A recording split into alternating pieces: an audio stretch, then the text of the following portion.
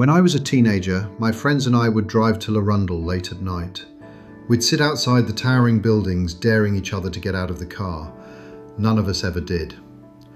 One night, as we sat there in complete darkness, we heard loud screams echoing across the grounds. We didn't wait to find out what they were. We drove away convinced the place was haunted. Years later, I discovered what Larundel really was. It wasn't just an old abandoned building. For decades, it had been one of Victoria's largest psychiatric hospitals.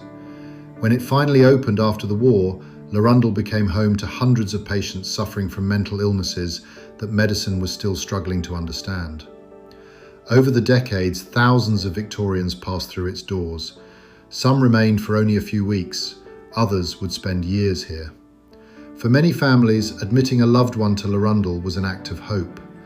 It was a place where doctors and nurses worked tirelessly to care for people facing illnesses that were often misunderstood by society.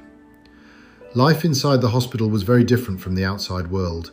Patients followed strict daily routines, received treatment, attended occupational therapy, and spent time in the hospital's grounds under the watchful care of staff. By today's standards, many treatments seem harsh, but they reflected the medical knowledge and practices of their time. As our understanding of mental illness improved, so too did the way patients were cared for. By the 1980s, attitudes towards mental health were changing rapidly. Large psychiatric institutions were gradually being replaced by community-based care, allowing many people to receive treatment closer to home. After Larundel closed in 1999, the hospital was left abandoned for years. Empty wards slowly fell into ruin. Windows were smashed, ceilings collapsed, and almost every wall became covered in layers of graffiti. The once busy corridors that had echoed with the footsteps of doctors, nurses, and patients were now silent. Urban explorers and photographers documented the decaying buildings, preserving the last images of a hospital that was slowly disappearing from Melbourne's landscape.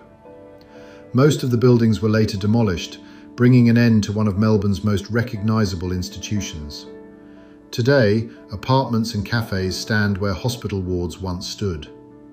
Whenever I visit, I can't help thinking back to that frightened teenager sitting in a car.